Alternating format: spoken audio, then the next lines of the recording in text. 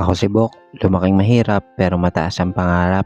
Bali kahapon nga pala, nagulat ako, sabi sa akin ni mama, may ibon nga daw na pumasok dito sa banyo kaya naman pinuntahan ko na. At ako bilang overthinker, kinakabahan ako, hindi ko alam kung anong ibig sabihin nito tapos kulay itim pa. Sino po sa inyo nakakaalam kung anong klaseng ibon ito? Kaya naman ang ginawa ko na lang agad, kumuha ako ng balde. Tapos sinalok ko para hindi siya masaktan. Tapos ilalabas ko na lang dahil nga ayaw ni mama to. Dahan-dahan ko nga lang tong kinuha kasi baka mamaya tukain ako. Ewan ko. Yun talaga ang hirap sa akin. Masyadong advance mag-isip. Minsan wala na din sa hulog. Kaya naman nung makuha ko na siya, inilabas ko na lang din kaagad. Tapos kinabukasan, pagkagising namin, parang takatatak na sa isip ko na kailangan mag-video ako. Kaya kahit wala pa ako sa ulirat, ito naka-on na yung camera. Una ko nga palang ginagawa ay pinapatay nga yung mga ilaw. Bali ilang ilaw nga din kasi yung nakabukas dito sa amin magdamag. Tapos bubuksan ko na din yung bintana para may makapasok na hangin para kay mama. Pero dun nga pala sa tita ko sa dulo, hindi talaga nakabukas yung ilaw nun kasi nga ay binabasa niya kapag tinutoyo siya. So ang ginawa na lang namin ay inalis na lang namin yung ilaw.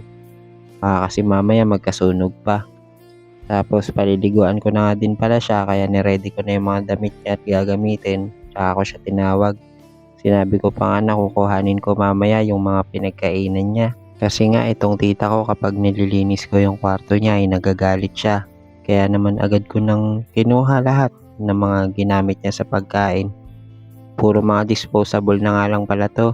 Yung mga natira nga na gamit ko sa pagtitinda dati. Yung mga lagayan ng burger, tsaka yung mga binigay sa akin ni Cathy. Dito ko na nga lang pinapagamit sa kanya para itatapon na lang pagkatapos. Maya-maya ay binalikan ko na nga sa banyo para mas maging maayos yung paligo niya. Tinuturo ko sa kanya kung ano yung dapat niyang kuskusin. Ganun talaga eh.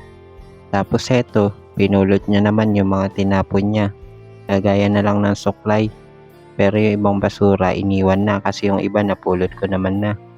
Tapos binantayan ko mabuti kung magagalit ba siya o maghahagis na naman. Mabuti na lang at hindi dahil nga siguro may tinira akong basura o kalat niya.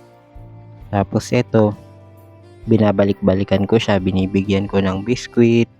Tapos kung ano-ano yung paglalambing na ginagawa ko, sinasabi ko para hindi siya tuyuin. Tapos binigyan ko naman kasunod ng soft drinks. Tapos sinabi ko sa kanya na mamaya nakakain ng tanghalian dahil nga maaga pa lang naman yan. At eto, yung hapunan nga pala namin galing sa Star Foodies ni Kuya Mon. Kaya naman sobrang thank you po talaga. At binigyan nyo kami ng libreng hapunan. At ayun, dito na lang muna siguro itong video natin na to. Salamat po ulit sa inyo.